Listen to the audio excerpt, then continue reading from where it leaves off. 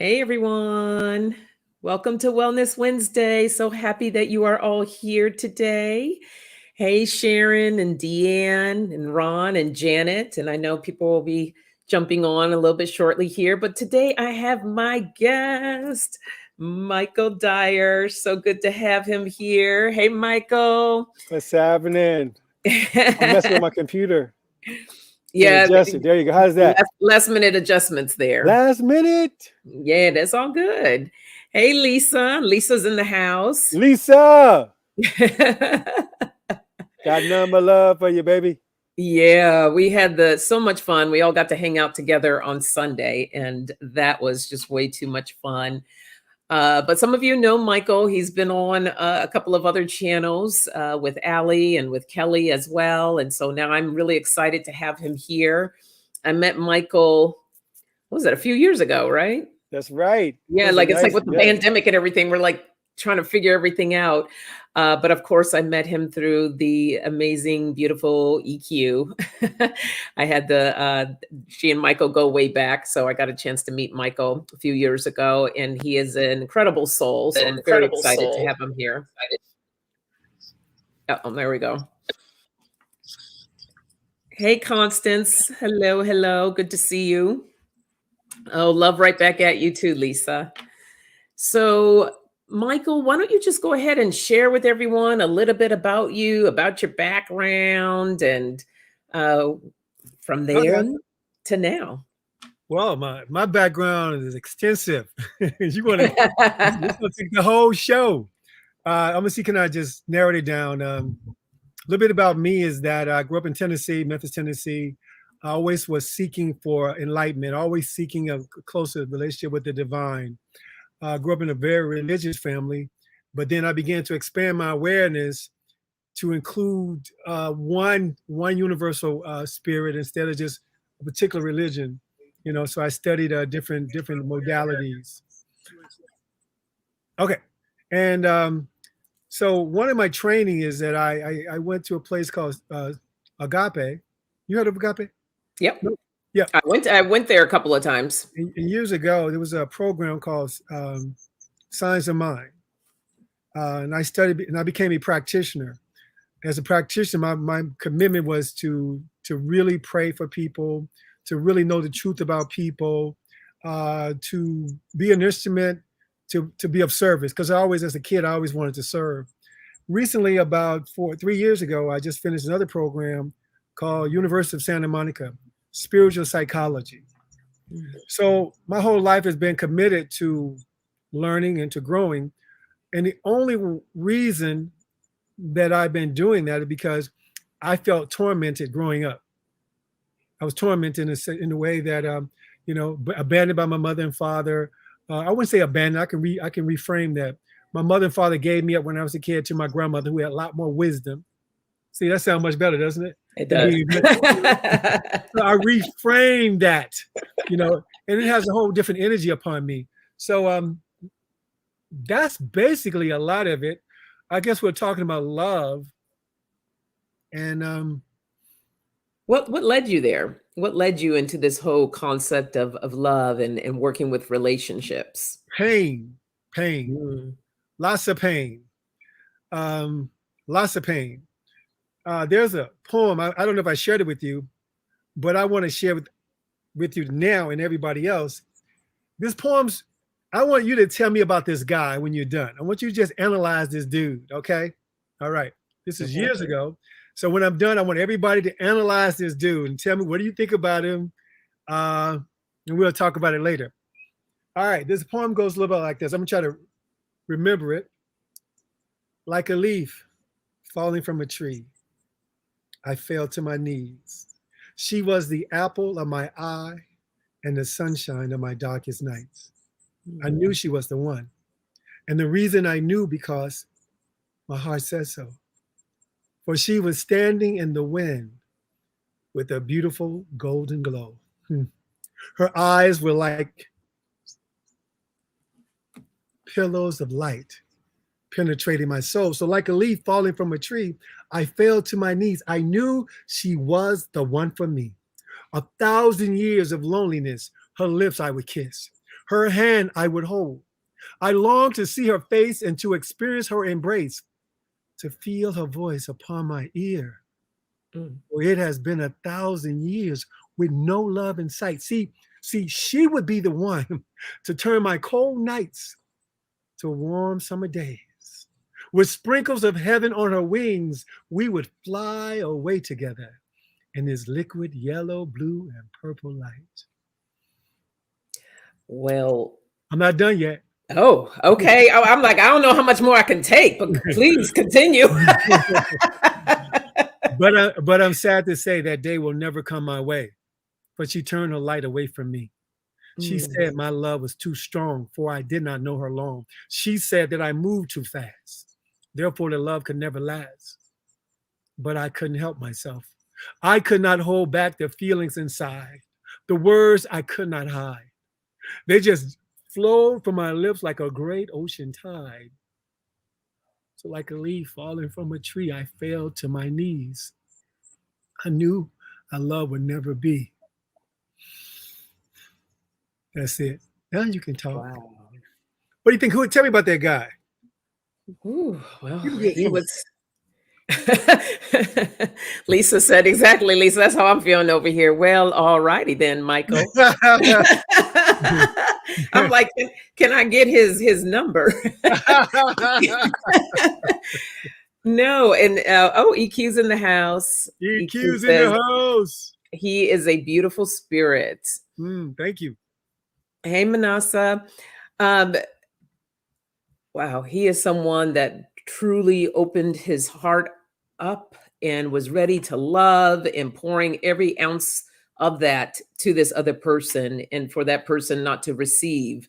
I can imagine the pain and how intense in that. And you really bring that to that. You can feel how that feels for him. So, but the beauty of how he just surrendered to love. Yeah. Yeah. Hey, Suzanne. Suzanne says romantic and hot. Wow, thank you, Suzanne. Yeah. Yeah, I was looking for something to fan myself, but I didn't have anything. I was like, woo. Oh my, Lisa's over there lighting a ciggy. So yeah, you got everybody feeling a certain way with that poem. Now, did you write that, or was that something that you? Yeah, I wrote that. I wrote that from an experience I had, Wow. relationship. So yeah, it was actually the reason I tell this poem is because I share this poem is because, it looks beautiful on the surface. But then when you look at dude, he says it's been 1,000 years since he had someone, to love and to hold. And what happened is that his desire to be in a relationship was strong. He had been waiting for that moment his whole life. And because he's been waiting on that moment his whole life, he gave everything. As a matter of fact, he moved too fast, the girl said. That means love would never last. He was doing stuff that, where she didn't even earn this love, and she didn't feel worthy of this love because he moved too fast. He was loving her so hard, so strong, because in his mind, she was the one. In his mind, this is the one I've been waiting for my entire life. And here she is right before me. Wow. But, the point is that it looks like love. It looks like love, but it was actually a cry for love and feeling a need. It was a need that was disguising itself as love. Now, for the right girl, it may or may not work, because when you think about it, this guy was hungry for love. He was thirsty. It's been a while for him. And finally he thought, like, man, this is the one. So the point I'm trying to make is that, in talking about love, is that it looks certain ways. But for some people, for the right person, it would have been perfect. Somebody who was like, you know what? I feel the same way too. You know what I mean? Right. Right. So what I did is I took it personal, and it hurt me to be denied what I thought was the one. Mm. And so it took me on this search to realize that, wow, you know, I was willing to give my everything, Wow. but it was pushed away and denied me. So do you feel at that time when you wrote the poem that that love, that surge of love that you were feeling for this particular individual, was it more so because there was this feeling of lack of No, love in your life at that time? Or was it more of just you really were felt for that you knew that this person was your person? no. Well, in at the moment, it was basically, it was real. I thought it was Mhm. real. But as I got older, this happened when I was like 21, 22, something like that, really young. And so at that moment, it was real. To me, Mhm. it was real because I grew up listening to the love songs, my man, my Right. girl. I grew up listening. Always and forever, each moment with you. You know, I grew up listening to those songs. I Yes. don't wanna lose you. I love you as you are. You are everything and everything. So I grew up Everything with those is songs. you. So Yes. those songs was the one that taught me about love. So it was like, oh hell yeah. I Mhm. feel what those songs were telling me. So because I didn't have a father, anybody teach me, you know, how to establish a relationship, the songs and the movies taught me how Yeah. to love. So I felt that feeling, and I said, man, that's when the feeling they were talking about in that song, that must be the feeling they talking about. Shit, this must be it. So me growing up and learning about love based on songs and about people, I mean, how else would I know? How Yeah. else would you know what love is? It's something that's taught. You know, you feel this feeling, this funny feeling inside, and you said, well, that must be love because I feel this tingling inside. My stomach feel funny. It must be love.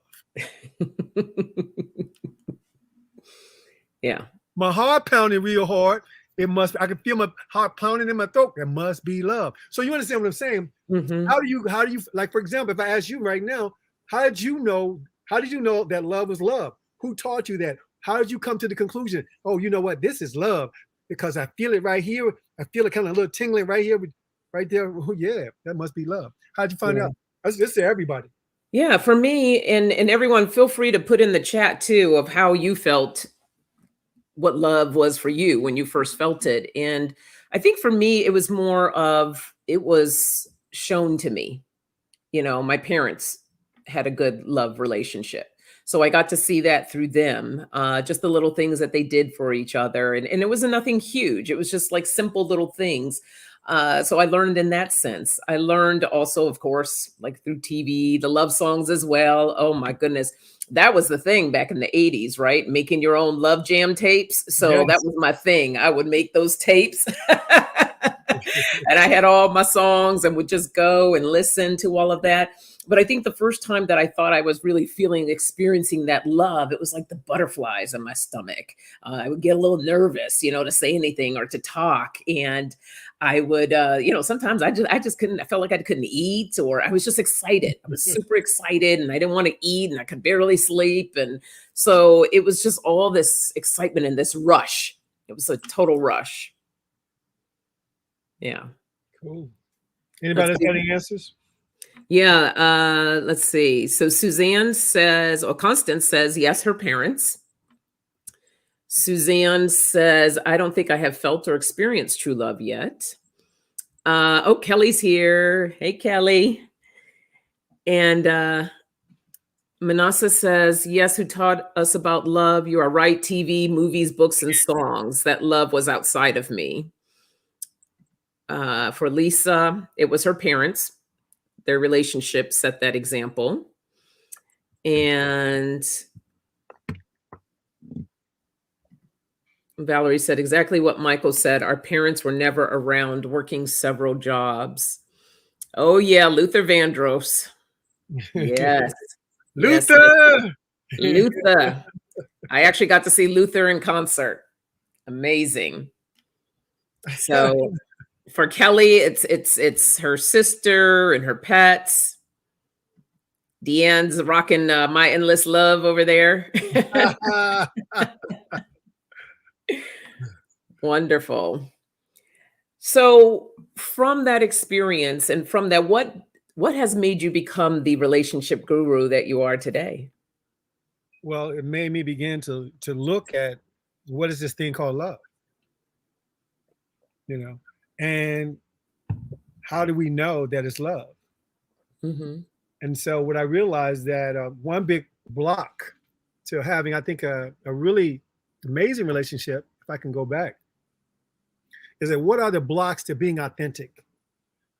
Because the reason I say that, because a lot of times in my relationships that I didn't really show my true self. I showed up as the person that I thought they wanted me to be. I was extra nice. I was nicer than I'm usually. I was more nice than I am usually. You know what I mean? I mean, I was that nice where that it's 2 o'clock in the morning, you got a cold, I'll be right there. Oh, Oh, hell yeah. Michael. Okay, hell yeah. You know, Wow. and a part of me wanted to do it, but I think I wanted to do it because I wanted them to know that I love them. Whereas that, you know what, they'll be all right. I'll see you in the morning. I'll bring you something in the morning when I get, you know. So it was more of not necessarily that wasn't who I am, but I think it was coming too easy, you know. And I think that when people see that, it's like when you sleep with somebody the first night, sometimes they feel like you sleep with everybody that easy. They don't feel like, they don't realize that how valuable it is, because it came easy to me. She might feel like, well, it came easy to me. And some guys get like that too, where because it came so easy, you know, and the world set up so much that we have to work for everything.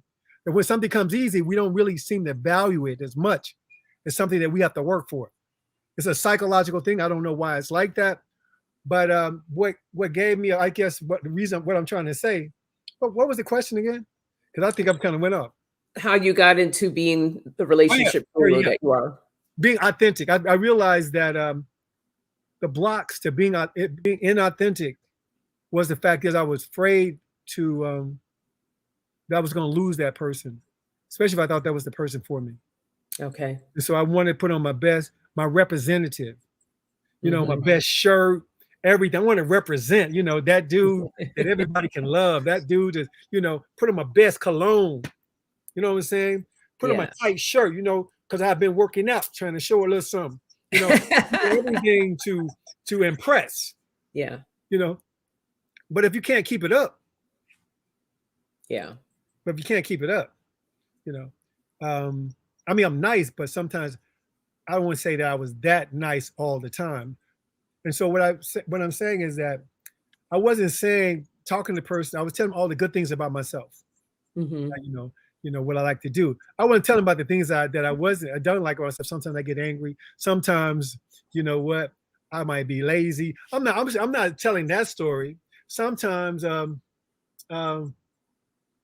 know, anything that could be negative, that somebody might deem as negative. Right. You know, I was putting myself in a light that looks good, which I felt that is not authentic. Therefore, if it's not authentic, then the person's not getting what they bargained for. It's like going to get a pizza, right? You go to the store, you get a pizza, and you want a vegetarian pizza. You get the pizza, you take it home, you know, you don't eat it right away because you're saving it for later. And you open it up, and it's a meat lover.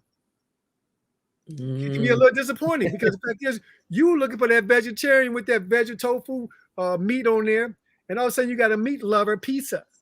Yeah. And sometimes in relationship, we get like that people tell us who they are, who they, you know, to sell themselves to us. But then when we get them home or 3 months later or 6 months later, we were like, damn, that's not the person I thought you were. And that's why a lot of relationships don't work, because people are not really being truly, you know what, being authentic to who they are. This reminds me, remember that episode of The Fresh Prince, and it was with Tisha Campbell, and they got locked up in the closet together, and they were getting on each other's nerves because it was all love at first sight.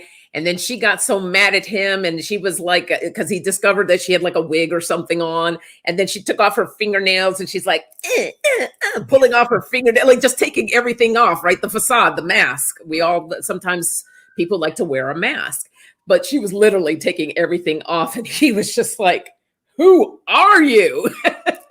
And it reminds me of that, because in order to live our authentic selves, we have to learn to take off that mask and be the person that of who you are. That's how you want to show up in life. And that's for any aspect of your life. It's not only relationships, right? Relationships are a lot of different things. It's not necessarily just a love relationship. It's relationships with your friends and family. It's relationship with coworkers. There's all different types of aspects of relationship, but you want to be your authentic self.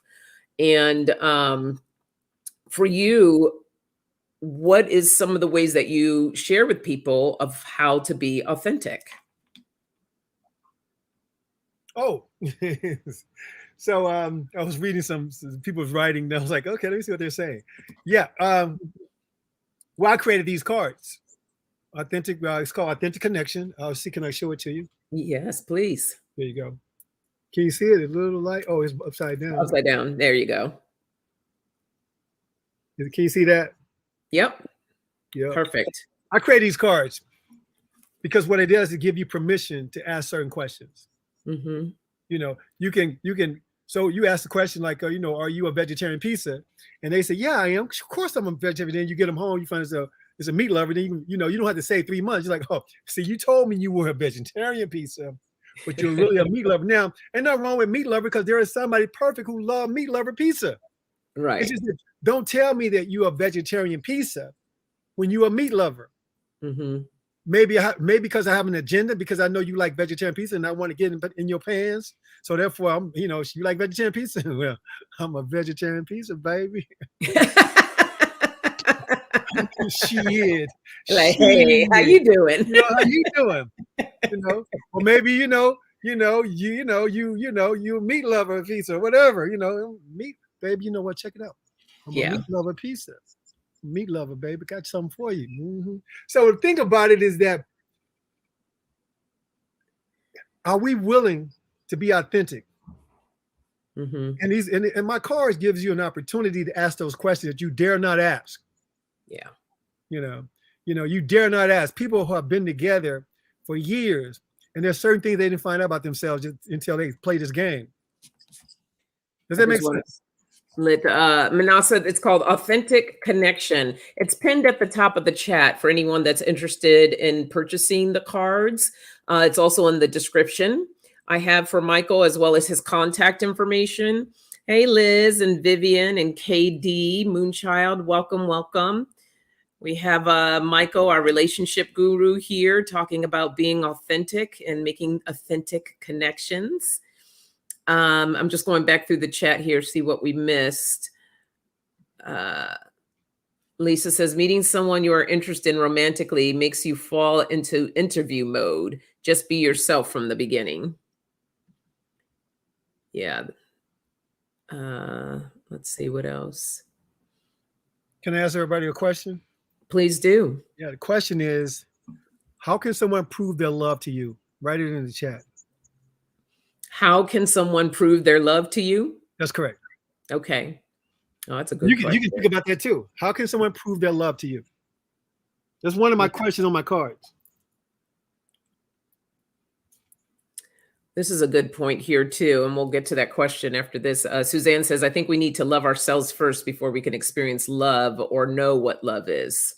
That's a great point. It is, Suzanne. All right, I'm going to type the question here. Tell me one more time. How can someone prove their love to you? If you know. So that is the question. How can someone prove their love to you? That's a fully loaded one for me.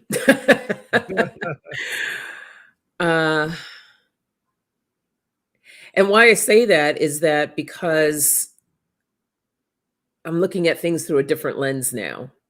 Having been married for 16 years, and now divorced and starting all over again.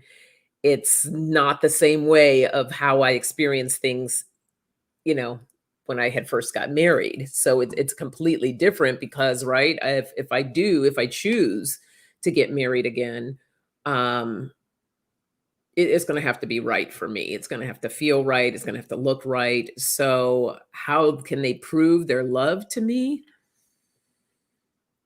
Ugh. I mean, authenticity is huge. And they really are going to have to show me who they are as an individual. Um, where I feel that connection, but it's going to be on a deeper level because now I'm adding in the whole spiritual aspect of things. Um, Also how does this person show up in the world? That's important to me. What are they about? What are they doing to give back? How are they being of service? So, because that's important to me. So, really, it's kind of going off of the top of my list, the things that mean the most to me. And if they check those things off, then that is a way that they can show. I mean, other than the obvious, What's the obvious? things. I think some of the obvious things are, Well, hold it. my I mean, obvious, my obvious, yeah, you're obvious, right? Thank you. my obvious, like, you got to curl up and watch a little Netflix with me, and kind of like the little lovey-dovey kind of thing. And good. And say the obvious though. Say the obvious, like you said. Yes. Curl up. Say it and say it again. To curl up with you. Curl up and watch some Netflix. Right. Have some popcorn, a little wine. Let's read it. Yeah, those are things that feel good to me. Those are important to me. Let's read what people got. Yeah, let's see. So Deanne says, show it. Don't just say it. Liz says, my daughter just heard you and said, you're not ready for love if you need it proven to you. Okay. That's deep. That is. Janet says, acceptance. Suzanne says, I was married for 21 years. I have no idea. Beautiful, Suzanne. Thank you. Manasa says, proof is in the actions, communication in loving ways, acting in loving ways, and that love is based from knowing their own worth. Nice. Respect. Yeah, that's huge. Huge. Suzanne also says, love me for who I am, the bad, the good, and the ugly. Yeah. Lisa says, let me be myself, make me feel safe, respected, and not tied down or restricted. Trust is everything.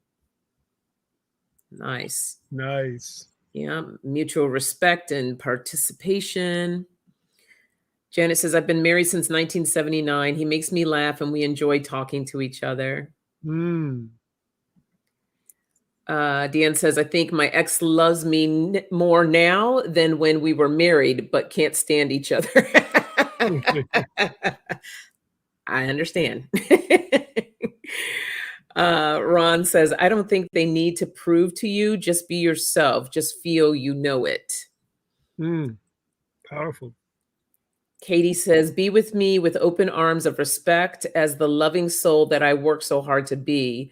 As an Aquarius, I also need my alone time, so he must be secure that my quiet time, that it's her quiet time and it's not him.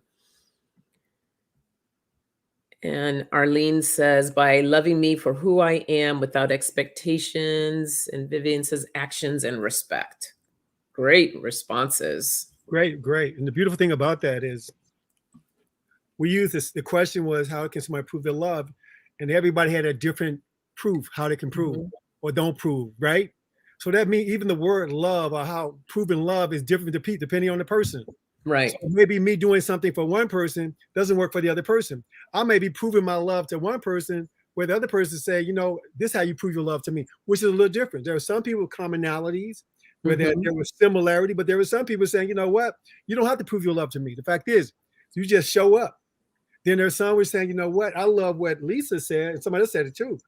Prove your love to me is when you're not trying to change me. You accept me just the way I am. That's how you prove your love. If you're trying to change me or tweak me any kind of way, to me, that's not love. So but that's for me. For you, might be something different. So true. So Kelly says someone can prove it in the beginning, but can they maintain it? I just want to feel the love from my person. I'm blessed that my husband does that so well. That's awesome. that is beautiful. Yeah. You know. Oh, thank you, Vivian. Yes. Everyone, please don't forget to hit that thumbs up. Please like, share, and subscribe. Suzanne said it can be based on past experiences. Yeah, Valerie liked that. Yes, Michael, yes. Beautiful. And EQ says, it's like, what is your love language? Knowing your love language is important. And that's a good way to phrase that. I like that. We all have a different language. So what it means to one of us doesn't necessarily mean that it's going to mean that same thing for somebody different. Yeah. Right. It is different. You know. And I think the most important question is this, and I like to ask everybody this question. And it may be difficult, and if you don't know it, that's okay. But how do you prove love? How do you prove to yourself that you love you? Okay. How do you prove to you that you love you? That's a mouthful. That's a mouthful right there. Prove to you that you love you. We talked about how somebody else can prove to you how you know. Now, how do you prove to yourself that you love you? What do you do? For me, it's a lot of self-care. What do you mean? Not only, give me something. Okay, so self-care in the sense. Paint me a picture. So self-care is, which I've getting back to because I was neglecting myself for a little bit, but getting out for my walks, being mindful of what I'm eating, how much I'm taking in, because I know my body. So I know when I'm overdoing something and I know when I'm not doing the right things. So trying to get that back into balance. And then some of the mind things I know, and you know, doing things like taking a bubble bath or taking myself out on a date. Shoot, I take myself on a date. I've taken myself out to eat into the movies, and I buy myself flowers. I buy yellow roses. Those are my favorite. So I buy those for myself on a regular. I also do a lot of mental things. I'm very mindful of what I'm saying. I've come from a space of where I used to really use harsh words against myself. Like, you know, gosh, why'd you do that? That was so stupid. I used to call myself names when I didn't like my weight. I used to really attack myself. So I've stopped doing that, and I show myself more love, more patience for me. I give myself hugs if I'm feeling a certain way. I've also, you know, dealt with a lot of depression. So I've learned how to be patient with myself. If I find myself going in that realm of feeling depressed, I say, okay, this is what it is. This is what I'm feeling. But I know now I have tools and different things to get myself out of that. So it's really about taking time for myself, being patient with myself, showing myself love and kindness. Any love and kindness that I would share to somebody else, I do it for me as well. You got to do it for yourself. So that's for me. Let's see what everyone else has. Thank you for sharing that. Oh, yeah, you're so welcome. Suzanne says, how you show up for you. Okay, just another way to say the question. EQ says, I honor all of me without judgment. That's the word there to sum up everything I was saying, without judgment. Putting yourself first when you need it.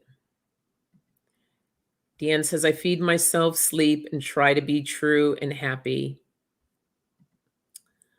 Suzanne says, I bought myself a dozen white and red fresh cut flowers. Yes. I thank God for loving me. I think that was one of the things too, like seeing when I was young, right? As a young lady of what were shared and taught, that I would wait on a guy to do all these things for me, all the things that I wanted in life. And when I got to that point in transition and realized I can do that for me. Why am I waiting for I mean, it's great to get that from somebody else, but I can be doing this for me right now. I don't have to wait on somebody to fill my cup. Fill your own cup. You got to learn how to fill your own cup first. Manasa says little and big things, preventive annual doctor visits, taking my prescriptions, probiotics, vitamins, big things heal old patterns, and nerd out. I love that, Manasa. Yes, love to nerd out. Suzanne says gratitude. Yes, yes. Kelly says, that is everyday challenge and struggle to love myself. The beauty is in my journey, especially as of lately. I'm beginning to like myself again. Oh, Kelly, that gave me goosebumps. That's beautiful. Thank you, Kelly. Yeah, thank you. Do what you love to do, whatever it is. Self-care, just like Sonia said. Me too, girl. I forgot how to do me. Yes, gotta do you. Lisa says, I challenge myself, get out of my comfort zone, and reflect upon the positive outcomes. And girl, you did that. You got your butt on the plane and you came out to California. There you go. And you did that for you. I mean, you did it for me and EQ too, and Michael. We all loved having you out here. But most importantly, that was a huge step for you. Vivian says, self-care, saying no more, listening to music. I love express gratitude, alone time. Yes, yes. Katie, I compliment myself every time I walk by a mirror. Beautiful. Wow, KD. Yes. After a while, you believe it. I honor and hug my inner child, but doing things totally childlike. Animation and cartoons are my hugs to her. Love it. Love it. I knew Lisa would like that. She's like, nerd out. Yeah. Nerd out, baby. I love it. Suzanne says, I'm a working progress and I am fine with it. Girl, we all are. We are all. And if you're not a work in progress, then you need to question that, because I think, you know, we're continually learning things. We're continually growing. And there's just so much. So, yeah, I always say we're all work in progress. Yeah, Vivian says, nerd out sounds good, too. Yeah, that mirror work is really powerful. I would do that with my daughter as well, have her self-look and do positive affirmations, looking at herself in the mirror while saying it. Yeah. I'm sorry, go ahead. I'm sorry. No, one more. Deanne says, during COVID isolation, I learned to spend more time with me. Yeah, that did that for a lot of people. You were saying, Michael? Yeah, I was just saying that, Kelly, I think somebody else and Susan, somebody was saying the fact is, well, me, I can't relate to that because I must say that I did not love myself. I did not love myself. And the reason I knew that I could have been depressed, I don't know, but I was suicidal in the sense that I wanted to hurt this person. I felt that this person, talking about myself, had let me down. Mm-hmm. He was a loser. I felt that he, if his mom and dad didn't love him, then he's not lovable. I felt that I didn't like anything about him. Mm-hmm.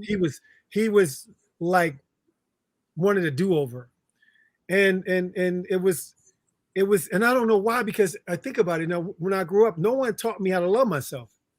Yeah. There was no class. There was nothing saying, hey, you need to love yourself. All my energy was spent trying to get love. Mm-hmm. I spent all my hours trying to get love, doing what I need to do, being a good little boy. Even for Santa Claus, he didn't bring me toys. Maybe he'll bring me one or two things. And because I believed in Santa Claus, because I figured maybe I'm not lovable. Santa Claus, I go outside, all the kids got all their cool stuff, and I only got like one thing, but I've been a good boy.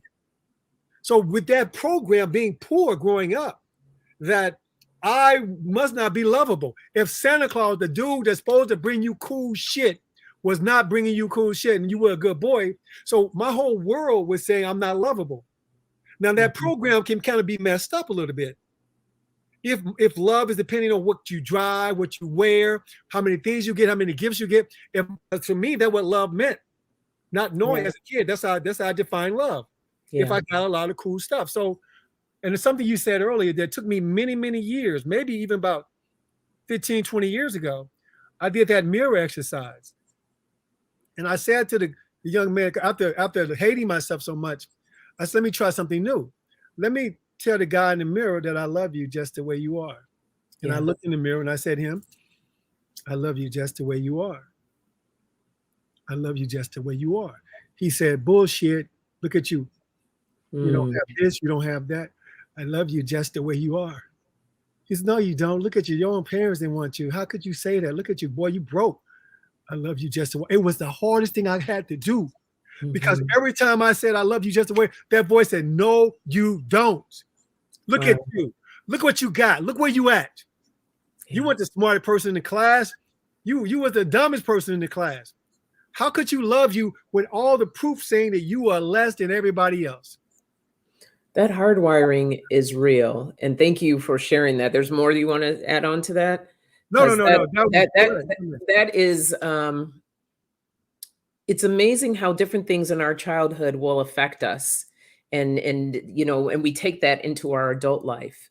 So for you, um that feeling of not having that love there, um and feeling poor, and all of that, and how that kind of like stuck with you. For me, um I experienced trauma. I was molested.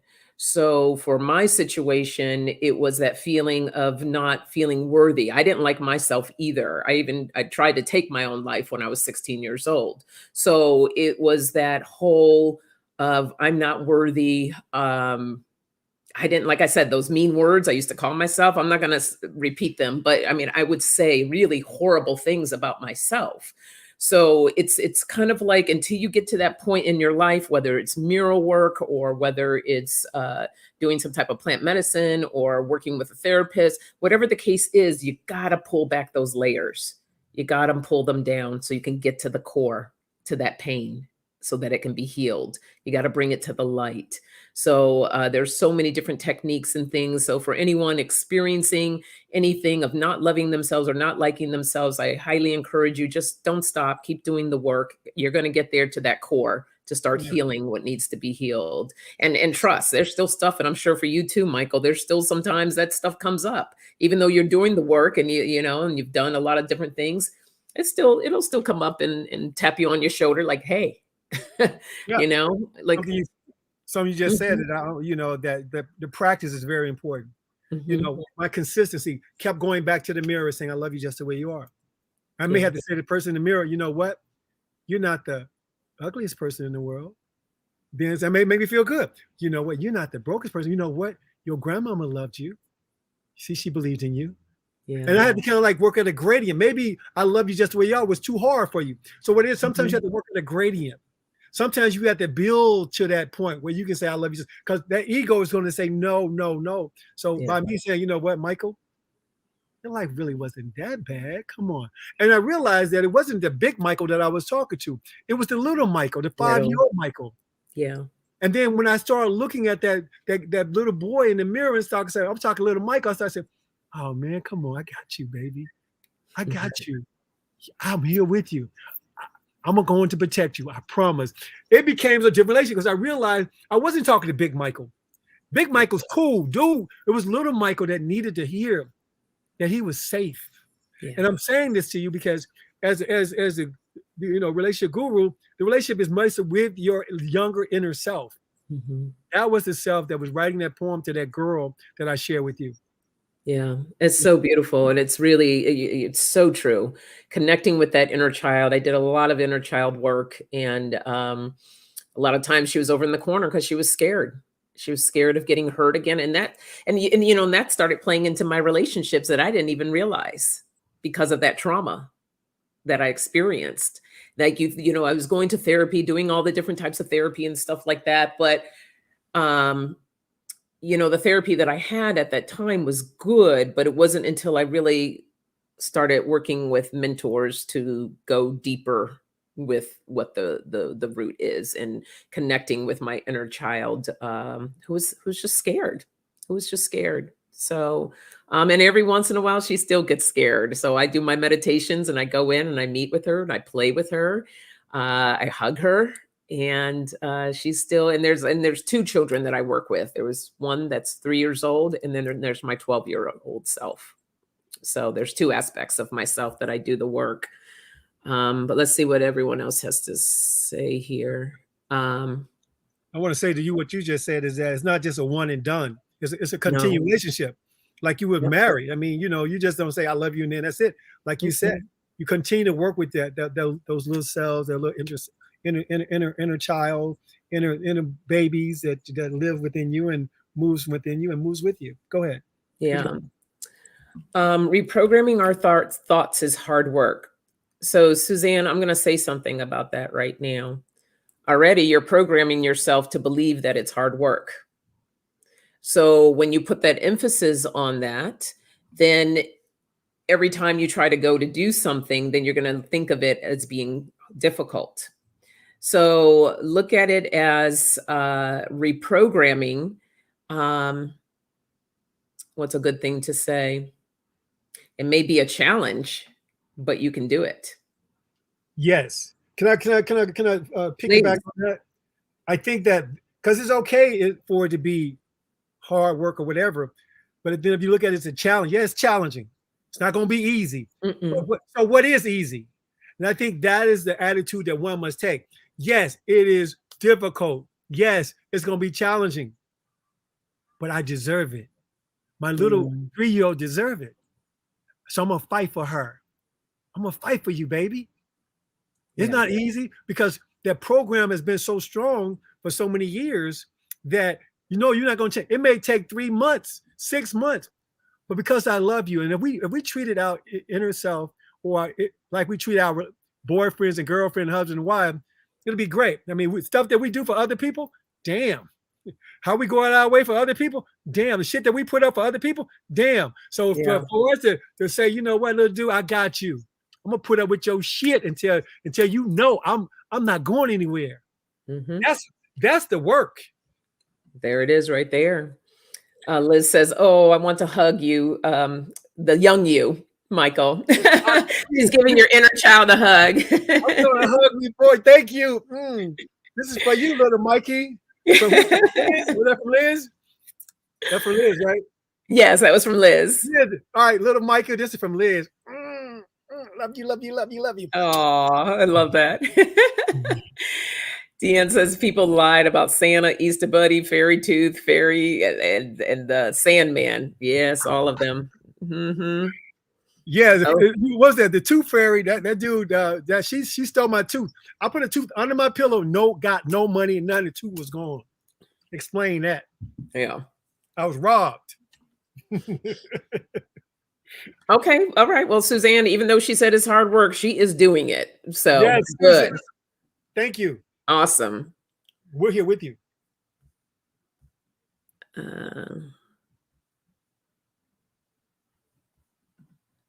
Yeah, Manasa says you got to feel it to heal it. Yeah.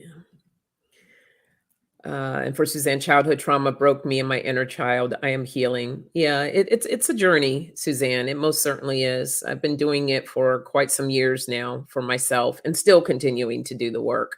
So like Michael said, it's not a one and done thing. It's a continuous journey.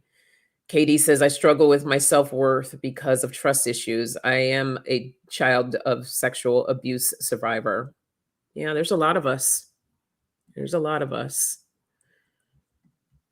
Ron says, yes, I've been there and done that. Very true. Had to learn to love myself, have a picture when I was a child of 9 years old and kiss myself. He kisses his picture and helped me to start loving me. That's beautiful, Ron. Something that's great. Yeah, that's another great exercise. I like that. Yeah. Hey, Pat. Pat's in the house. Pat. Kelly says, when that critical voice shows up, tell it no. I'm not listening to that. It's getting to the point that you can do that. It's getting to the point that you can do that is a challenge. Oh, getting to that point that you can do it is a challenge. Gotcha. And Liz says, I'm so lucky my mom broke the abuse cycle in our family. She created a family of love, gratitude, fun, and safety. Oh, that's amazing, Liz. Very happy to hear that. And Arlene, bad memories are hard to forget. They never go away. Traumatized. You don't forget, but when and they never go away. But if you were able to get yourself in that place of forgiveness and to be able to release and let go, then it truly just lifts so much. It lifts so much. I confronted the person with me, and it was probably one of the most powerful things. And I forgave them. But it took me years to get to that point. So it wasn't something like I rolled up got out of bed one morning, was like, oh, I'm going to do this. No, it took me many years before I got to that point, but I did. And it was probably one of the best things I could have done for myself. Deanne says, as a child, how could anyone know what love is when there's no one there to say, I love you? Mm. Wow. Wow, that's deep. How would you respond to that, Michael?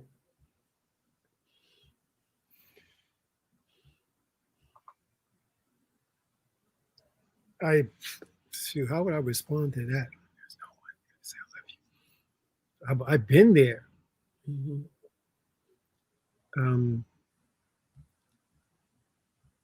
One thing I could think of is we all have our definition of what love is. And, somebody once said that we're meaning-making machines. What I mean by that is that love could be, somebody could be saying love to you, the universe. Let's take this moment. I want you guys to imagine that right now, right where you are, that there's love all around you, that the walls around you is loving on you. The walls around you saying, I love you. The very atmosphere around you is saying, is loving on you. The very breath that is breathing you is saying, I love you. That the very beat of your heart is saying, I love you. The very ground that you're standing on or wherever you're sitting is loving on you. Just imagine that the whole room where you are right now is loving on you. And it's saying, I love you in its own language. Maybe not in a language that you may understand or recognize, but in a language, the fact that you're here. That your lungs are saying, I love you. Your taste buds are saying, I love you. That the beat of your heart is saying, I love you, and that the room is saying, I love you, and that the very atmosphere is loving on you right now. Let's say if love was everywhere, and there is no place that love is not, that, for example, the energy that is moving through you, that you were created and loved before you took on this physical form, you are pure love. And that love is loving on you. That love is moving through you right now. That love is moving you. The fact that you're still here, that love is sustaining you right now. That love is healing you right now. That love is embracing you. Wow. The reason I say that, I remember my grandmother died when I was about 17, 18 years old. And I remember grabbing a butcher knife from the kitchen. And I held that knife to my heart. And I was about to, because she was all I had. I mean, my mom, no one else wanted me. So I said, I might as well just go with her. And I'll get ready to plunge this thing into my chest. And all of a sudden the room got brighter. It started in a corner and it started spreading all around the room. And it started bathing me. It was bathing me. It started bathing me. And I dropped the knife. And I started holding myself. And I balled up like a baby and held myself. I felt so much love. Wow. Now, that was the power of love from your grandmother, for sure. That at that moment, there's a love for my grandma. But maybe that love was always there, but I couldn't see it. I wasn't willing to see it. Yeah. And if I'm feeling like this, that if I don't know if you guys believe in God, but I do. I believe there's a universal God, there's love, and that love is always there. And not because I don't see it or feel it doesn't mean it's not there. And even when I was thinking about it now, that moment as I was sharing with you guys, I started feeling that same love again. So I could feel it too. I could look, I'm all teared up. I could totally feel it. You know, I could feel it again. Like, wow. So maybe when she said that no one said I love you, because maybe words is not enough. We all use that same words, I love you, but behind it has different meanings for different people. Yeah. You know, we give that word, I love you, meaning. You know, when somebody say, I remember dating this girl once and she said, I love you. And I said, I love you. We said the same word, but it meant different things to both of us. You know. That's powerful. Yeah. This is interesting. Valerie says, it's hard to forget when people constantly remind you of your past mistakes and hold it against you 30 years later. Yeah. I would say, Valerie, that it's you hold the wand. Mm. You're in control. So whatever they say, whatever their actions are, those are their actions. It's up to you whether you want to bring that in. And sure, you don't want to hear it, you don't want to experience it. I don't know to what relationship wise of dealing with that person, if it's a person that you may or may not be able to have them in your life, but really you hold the wand. You hold the wand. What advice would you give for that, Michael? I would go with what you just said. I believe that if somebody's holding it against you for 30 years and it's still affecting you because you're still holding it Mhm. against yourself, and they're like a little meter to let you know, wow, I'm still holding that against myself. And when you begin to do that, then you may want to do some forgiveness work. And the forgiveness work might be like this. For you. For you, it might be, yeah. Mhm. This is one I've used before. I forgive myself for judging myself as weak. I forgive Mhm. myself for judging myself for not feeling like that I don't add up, that I'm not enough. I forgive myself for believing that I am not worthy to be forgiven. I forgive myself for judging myself for being not perfect. Mm. The truth is that I am made in the image and likeness of the divine. The truth is that I am a spiritual being first. The truth is that love abides within me and all around me. The truth is that I'm being loved on right now. The truth is that the past is gone forever. Can't go back. The truth is I'm not the person I was 30 years ago. I'm not the person I was 5 years ago. I'm not the person I was last year. The truth is that I'm brand new every day. Every cell of my being is brand new. My body is not the same body I was 30 years ago, 15 years ago, 10 years ago. I got a brand new body. And so I forgive myself and I let it go. The truth is that when this life is over, 1,000 years from now, 100 years from now, 50 years, no one even think about what I did 30 years ago. Yeah, right. All right, That is beautiful. my battery's getting weak. Let me go find out what's up. Keep on going. Let's see here. I love this. Lisa says, forgiving is such an act of strength. It helps everyone regain their power, whatever the situation. So true. And Suzanne says, love is within you and you will find it, see it, taste it, and know it. Yes. Yeah. Hey, Joey. Nice to see you. Love this. Joey says, the heart is the ultimate cave. You got to go in there to be the phoenix. Oh, I love that, Joey. Hey, Jay. Good to see you. What's up, Joey? All right. Yeah. Well, why don't you talk just a little bit because we're running up on the hour. God, that went by fast, right? I'm complete. What do you want to talk about? Show you have a couple of cards you can show everybody what they look like.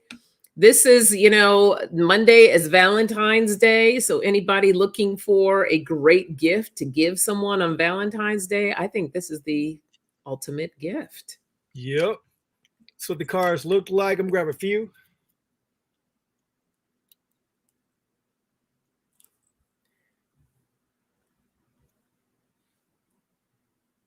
And there's some questions right there. That's a great little travel size too. Yeah, it is.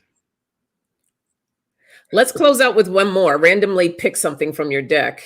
Random. Okay, let's see. Close my eyes, pick something. Yeah. All right, let's see what we got.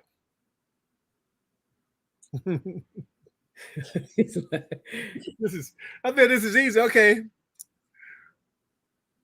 This question is very simple. I don't know. You guys, if you want, you can answer one. Let me know. Let me pull another one. Okay. You know what? I'm gonna ask this. It came up. So it says,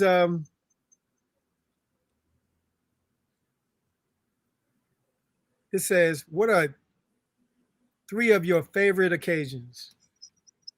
Oh, that's fun. What are 3 of your Just favorite? name one for now, because I know we're running out of time. Yeah, let's write one.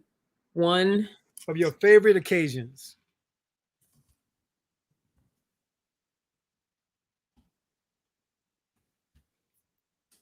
Now, as you answer that question, spell occasions. Those are one of those words I can never spell right. Yeah, 1S. Okay, I got it. yeah. Now, the reason why is this question important? That's the thing. Each question has its own importance.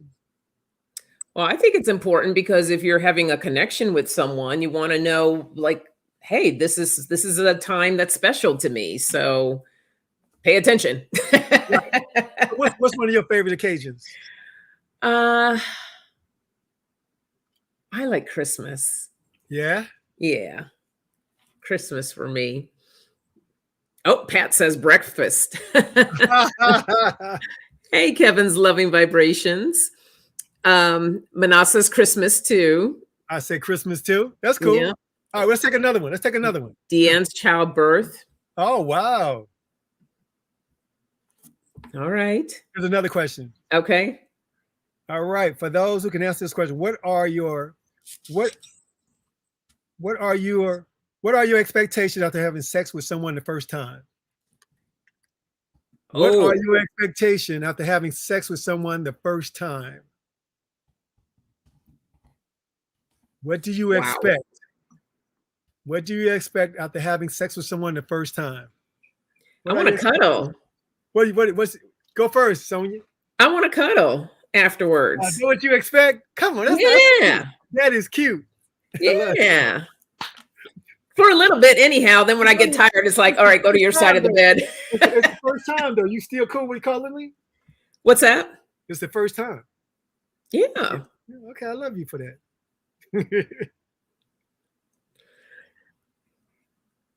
We got any takers out there? Any takers?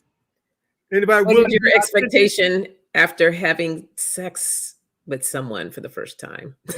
Yeah, there you go. Girl, I'm with you. No STDs. Yes, that should be the answer right there. There's Suzanne. No expectations. Oh, wow. Okay. Look, trying to keep. She's like, I'm gonna keep it simple. Suzanne's not tripping. I'm not tripping. Like, no expectations. Mm-hmm.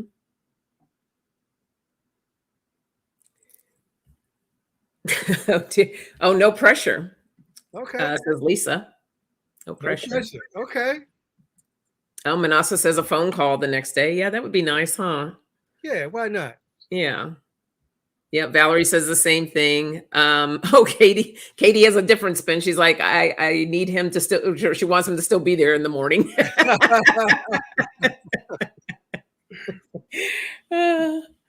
Great answers. All right, that was a fun one. That was a fun one, and you think about it, why is that important? Because the fact is, if you're having a conversation with someone and, you have certain expectation that they don't have, you can be disappointed. Yeah. But if we know automatically, like you're the kind of person that you want to cuddle, then I might want to stick around for that. Right. If you have no expectations, so if I got up, I don't feel like I need to stay here. I say, what, all right, catch you next time. Because some people say no expectation. Yeah. So that just helped communication. Like my man Kevin says, no expectation. So if she got up and just left, you cool with that? Like, okay. For Kevin's case, is he. If his partner, him. Huh? He's not into women. Oh, okay. So if your partner just got up the next day and said, you know what, I'll catch you later. You'd be like, okay. See you when I see you. And Arlene says, feeling surprised. Joey, priorities, no COVID complications, and then no STDs.